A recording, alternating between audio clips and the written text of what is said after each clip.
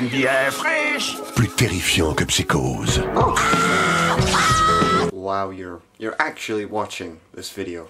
I am surprised in you, as I know that if I make a video review of a movie no one has heard of, no one goddamn watches it. So if you're watching this, congrats. But the philosophy goes for me, if it interests me, it might as well interest you. Now, A Town Called Panic, or Péno Village, which has now basically become my favourite new saying, is a claymation film which was hailed at Cannes and won essentially the Grand Jury Prize at Fantastic Fest. A Town Called Panic is pretty hard to sum up, but I'm going to try and talk about the plot. Really gonna try.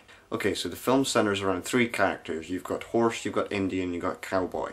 It's Horse's birthday, and the cowboy and the Indian have completely forgot that it's his birthday. So they decide they're going to build him a barbecue, but first they need to find bricks. So they try and order 50 bricks, but instead they order 50 million bricks. Once they find out that they've made a mistake and once all the bricks have been delivered, they have to try and hide them. So they hide them on top of the house eventually collapses, they have to rebuild the house, but every single time their house keeps on getting stolen by underwater Martians.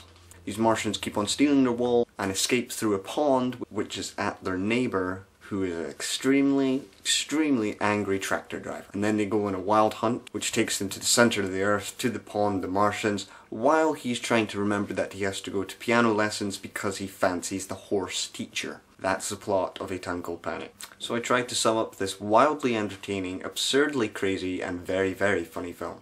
Now, I said this film was very funny, but I can't really explain why it's so funny. It's not the regular Judd Apatow kind of jokes. In a sense of the word, it's very much in the style of Wallace and Gromit slapstick kind of humour. Town Called Panic isn't just a movie, it's a new experience.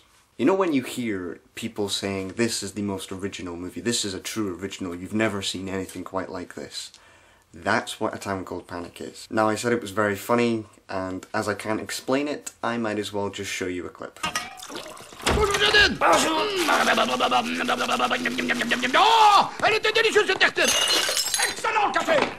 If you laughed at that, then you'll understand why it's so funny.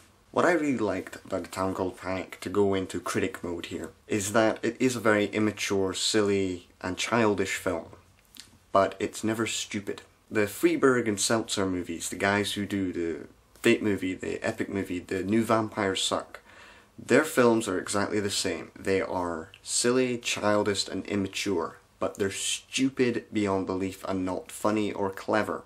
But A Town Called Panic does everything that Seltzberg and Freeberg and whatever their names are do completely wrong. It's also a testament to writing in an odd way. You wouldn't expect A Town Called Panic, a crazy inventive claymation film, to be really clever in the writing department, but it does show narrative as an imaginary process, and it shows what you can actually do with a storyline, even if all you're doing is sitting down and coming up with the most bonkers storylines ever made. The film celebrates being a child, and a movie that celebrates being a child in the best possible sense is a good film by my standard. I was thinking, if I saw this in 20-minute skit videos on the internet, on TV, wherever, I think I would have still enjoyed it as a TV series.